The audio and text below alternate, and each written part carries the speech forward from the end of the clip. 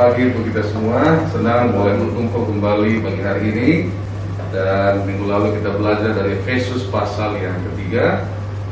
Pagi hari ini kita belajar dari Efesus pasal yang keempat.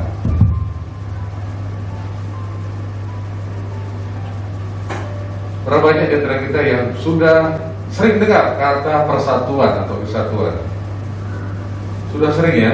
Apalagi kalau kita, waktu generasi saya hanya ada TVRI, ya kan? TVRI menjalin persatuan dan kesatuan.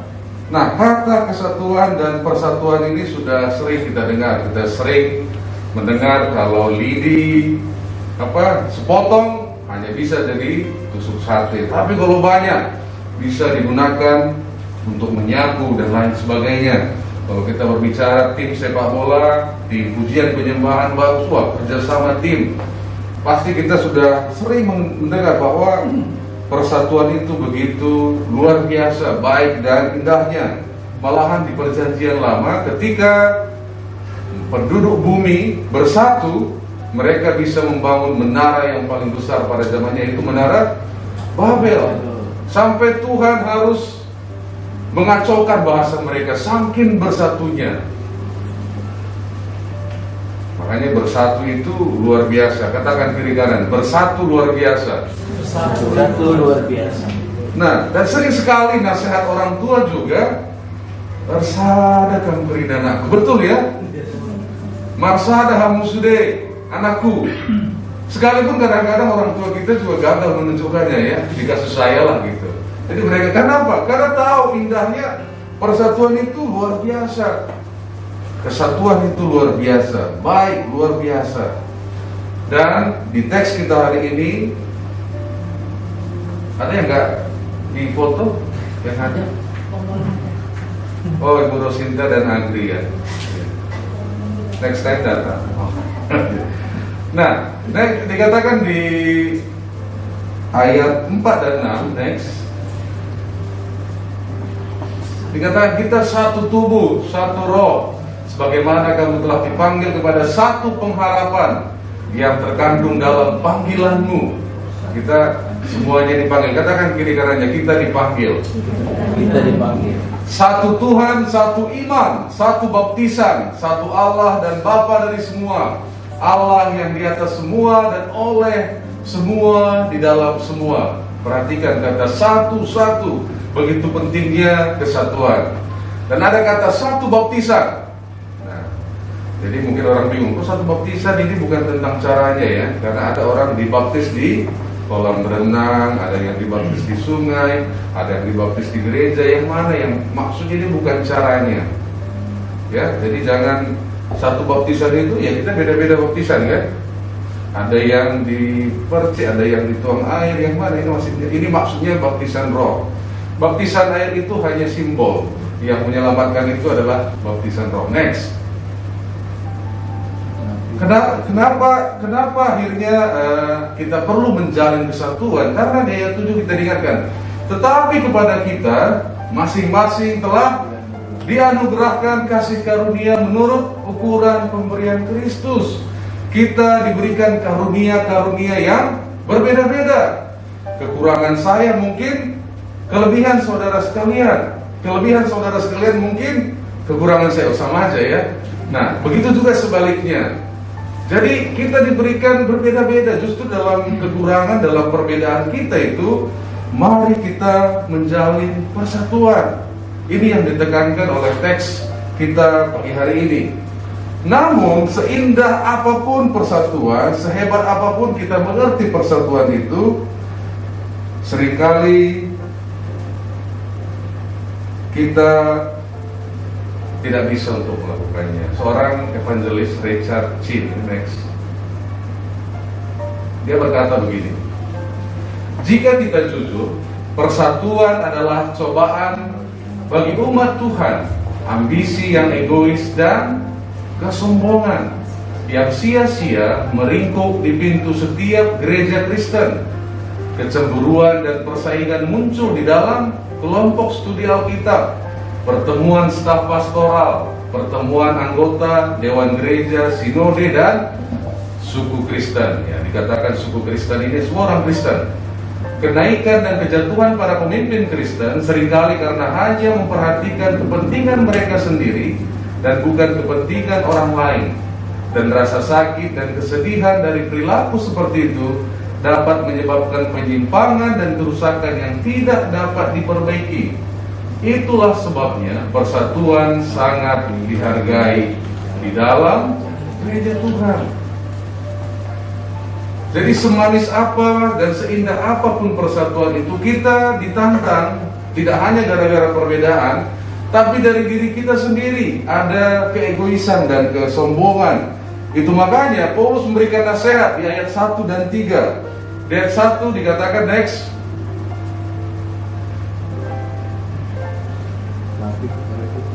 Bukan. Oke, ayat 1. Sebab itu aku menasihatkan kamu.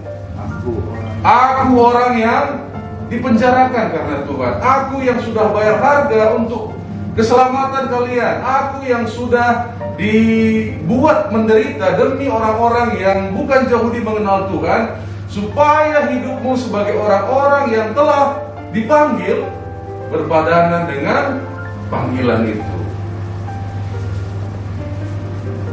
Ya, kalau kita pergi ke kantornya Nike simbolnya satu garis gitu ya, terus tulisannya just do it gitu ya, hajar terus gitu kan, kira-kira kalau bahasa kita. Terus tiba-tiba kita ke kantor Nike, ternyata kalau kita kesana apapun lama, terus bisa nggak pesan sepatunya, tunggu ya 2 bulan gitu. Kira-kira kita percaya nggak itu just do it? Enggak kan? Nggak percaya kan, hajar terus ya kan? Antara simbol dan yang mereka lakukan beda. Ini yang diingatkan kepada kita supaya hidup kita yang telah dipanggil berpadanan dengan panggilan itu. Katakan kiri kananmu, kamu dipanggil. Kamu dipanggil. Kenapa? Karena nanti kalau kita galau dan lain sebagainya, kita berpikir ngapain aku hidup gitu.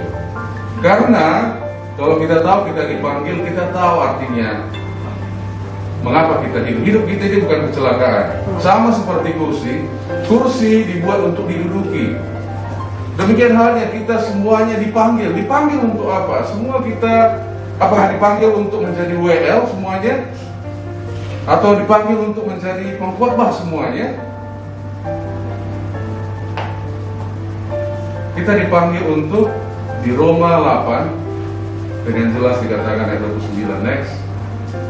Sebab semua orang yang dipilihnya dari semula, mereka juga ditentukannya dari semula untuk menjadi serupa dengan gambar anaknya, supaya ia anaknya itu menjadi yang sulung di antara banyak saudara. Kita semuanya dipanggil untuk menjadi serupa dengan Kristus. Itu makanya hari Minggu kita sekolah, ya seperti sekolah ini nggak tamat-tamat kan? Kenapa? Setiap hari kita diperbarui. Contohnya siapa? Ya Yesus. Iya kan? Serupa dengan Yesus. Ini yang kita dipanggil. Makanya kenapa kita hari Minggu kok saya datang lagi hari Minggu ini ngapain? Karena kita sedang disempurnakan sama seperti Kristus. Yang kedua, nasihat Paulus. Next. Hendaklah kamu selalu rendah hati, lemah lembut dan sabar. Tunjukkanlah kasihmu dalam hal saling membantu. Tadi di Richard Chin bilang ada 2 ya, keegoisan dan kesombongan. Dan ini nasihat Paulus. Lawan daripada egois dan sombong itu, hendaklah kamu selalu rendah hati, lemah lembut dan sabar. Tunjukkanlah kasihmu dalam hal saling membantu. Ada yang mau menikah dalam waktu dekat? Kalau ada, saya sarankan gunakan ini ayat temanya. Indah kali kan? Hendaklah kamu selalu rendah hati, lemah lembut dan sabar. Tunjukkanlah kasihmu dalam hal saling membantu. Saya juga baru dapat ayat ini, bagus sekali. Dulu kami kalau nggak salah Kolose atau apa. Jadi kalau ada yang mau menikah, ya ingatkan ini kan. Jadi kalau ada masalah, tunjukkanlah kasihmu dalam hal saling membantu. Nah, ini kita dinasihatkan Paulus. Yang ketiga, ini ayat kuncinya. Dan berusahalah memelihara kesatuan roh oleh ikatan damai sejahtera.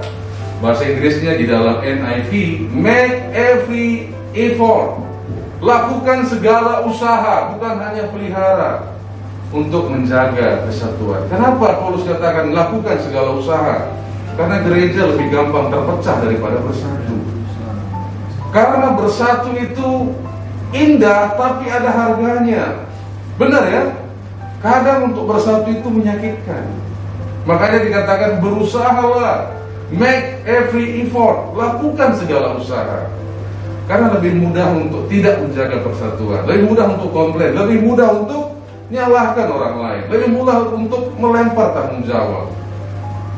Tapi Paulus ingatkan kita, berusahalah, lakukan segala apa yang kita bisa untuk menjaga persatuan, sama seperti TVRI, menjalin persatuan dan kesatuan. Dan saya percaya kita semua siap menjalin persatuan dan kesatuan ya. Dan kenapa ini penting? Karena nanti di bulan 12 kita ada perlombaan nyanyi antar gereja Anglikan sekota Medan. Dan sekalipun jumlah kita hari ini mungkin yang paling kecil, saya pengen kita memenangkan pertandingan. Yang siap memenangkan pertandingan ini katakan uye. Uye. Waduh, udah gak sabar. Ya, yang serangan jantung saya mohon maaf. Terlalu excited. Dan di ayat 8 ini menarik. Ayat 8 gak ada ya? Sebelumnya? Oke, saya bacakan aja kalau gak ada.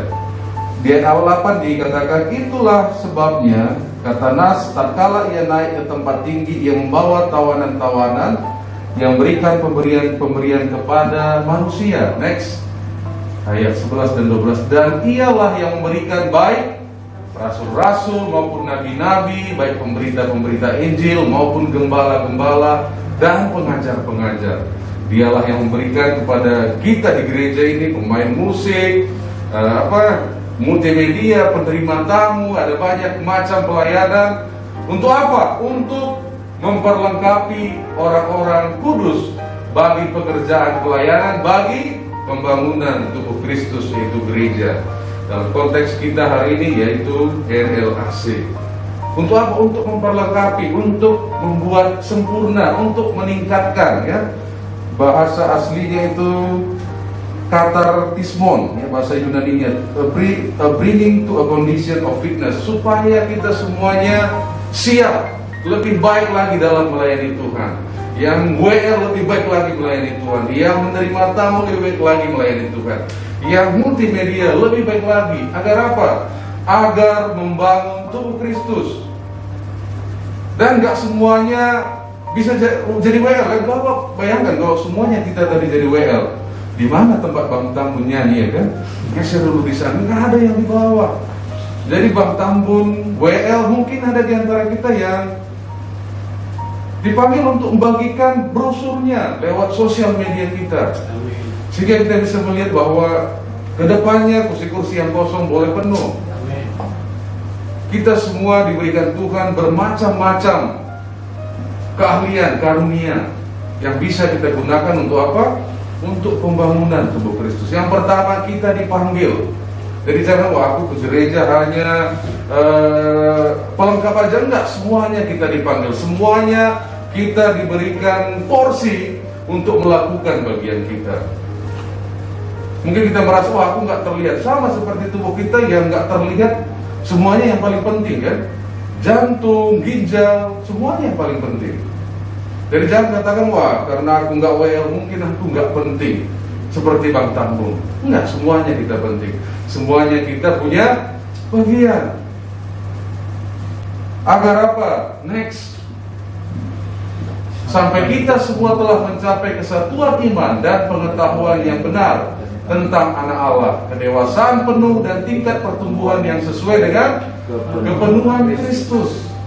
Ayat 15, tetapi dengan teguh berpegang kepada kebenaran di dalam kasih, kita bertumbuh di dalam segala hal ke arah Dia, Kristus, yang adalah kepala. Yang pertama, kita semuanya dipanggil untuk menjadi serupa dengan Kristus. nanti di akhir zaman Tuhan akan mempersatukan dunia, orang percaya dengan Tuhan. Tapi sekarang, sebelum itu terjadi, orang lain, dunia melihat dari mana? Dari gereja, dari saudara dan saya. Sampai nanti waktunya. Jadi kita ini kalau kita ke mall kan suka ada tester kan, apa, untuk dicicip-cicip gitu ya. Kita ini untuk dicicip dunia. Kelihatan nggak orang ini bersatu nggak? Nah, kadang memang perbedaan itu membuat kita tidak nyaman, benar ya? Membuat kita merasa udahlah aku nggak sama kayak mereka. Mereka kan setelah ibadah doa lagi kan, rohani kali orang itu. Jadi kita juga udahlah aku pergi aja. Tapi kalau kita pengen hanya berteman sama dengan persis seperti kita, tidak ada kan? Saya pengen seperti diri saya persis gitu. Tidak ada. Dan kalau ada seperti diri saya persis, saya juga takut gitu. Benar ya, kalau ada seperti diri kita persis gitu kan, kita ngapain dia gitu juga kan, dia suka ini, dia suka itu gitu kan, menakutkan. Dan justru di perbedaan itu justru menarik. Makanya jangan buat perbedaan kita jadi penghalang, karena memang kita dikaruniakan berbeda. Makanya nanti jangan takut dekat sama Pak Monang sekalipun, Pak Monang berdoa sebuah Alkitab gitu. Amin. Nah, kenapa? Karena Tuhan membuat perbedaan dan tidak mungkin kita bersahabat seperti diri kita sendiri, persis seperti kita, nggak bisa. Karena nggak ada. Dan sebelum Tuhan Yesus naik ke surga, dia berdoa di Yohanes 17 ayat 21. Supaya mereka semua menjadi satu sama seperti Engkau ya Bapa, di dalam aku dan aku di dalam Engkau, agar mereka juga di dalam kita, supaya dunia percaya bahwa Engkaulah yang telah mengutus aku. Sehingga Rasul Paulus mengeserkan kita ketiga ayat tadi. Kita diingatkan panggilan kita diingatkan untuk selalu rendah hati, bersabar dan menolong satu dengan yang lain, dan mengusahakan persatuan. Dan seringkali waktu kita dengar khotbah seperti ini kan, kita pikir wah ini cocok untuk si dia gitu kan. Saya waktu siapkan ini, saya bertanya apakah saya juga sudah melakukan segala usaha untuk persatuan dan kesatuan. Dan kalau kita mengandalkan kekuatan kita, kita mungkin tidak memiliki pengharapan. Kalau saya cek diri saya, mungkin lebih sering kita mengandalkan keegoisan dan kesombongan kita. Tapi puji Tuhan, Tuhan tidak membiarkan kita tanpa pengharapan. Yang Tuhan inginkan adalah jangan kita andalkan diri kita, tapi matilah kepada diri kita dan andalkanlah Tuhan dan bergantung kepada Roh-Nya. Dan saya percaya, saya yakin kita dapat menjalin persatuan dan kesatuan. Amin. Dan saya yakin kita juga dapat memenangkan pertandingan di Natal 2 bulan lagi. Mari kita bersatu dalam doa. Biarlah Roh Kudus-Mu menguatkan kami Tuhan, agar kami boleh saling mengasihi, melayani satu dengan yang lain di dalam perbedaan kami. Di dalam nama Yesus kami berdoa. Amin.